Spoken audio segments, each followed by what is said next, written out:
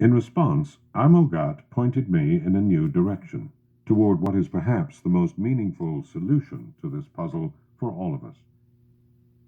Late in life, he noted, Descartes tried to deal with the separation of mind and body. In his last book, Descartes states that in effect there must be a third substance, which is not really a third substance, but a compound of both mind and body. Amogat said, I should treat it as a code, an encoding, which allows mind to react on body and body on mind. Philosophers have devoted endless hours of thought to the mind-body problem, but there is a real-world way in which we all transcend it.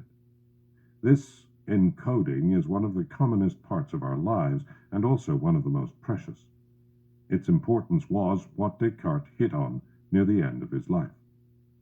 For a long time, scholars thought that after the death of his young daughter Francine, who was born out of wedlock, Descartes parted company with the girl's mother, Helena Jans. It was assumed that his attachment to Helena, the only woman with whom we know him to have been intimate, was only through their child, and that he cast her aside after the girl was gone.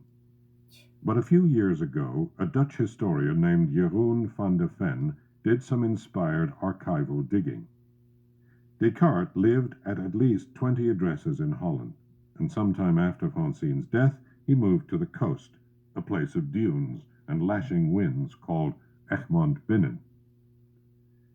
In the notary records of the city of Leiden, Van de Ven discovered a marriage contract dated 4 years after Francine's death between one Helena Jans and a man from Egmond named Jan Jansch van Velde. Could it be the same woman? A kind of dowry was required, 1,000 guilders, a considerable sum, and in a separate record, Van de Ven discovered that the man who provided it was Descartes. Clearly, the couple stayed linked for 4 years after their daughter's death. Social standing prevented their truly being together, even if Descartes would have wished it. He did, however, feel responsible, and in the end, he provided a future for her. During this time, the philosopher was being attacked mercilessly by Dutch theologians who were outraged at the implications of his work. Finally, he had had enough.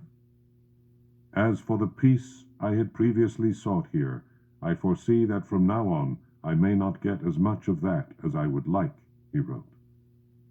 A troop of theologians, followers of scholastic philosophies, seemed to have formed a league in an attempt to crush me by their slanders.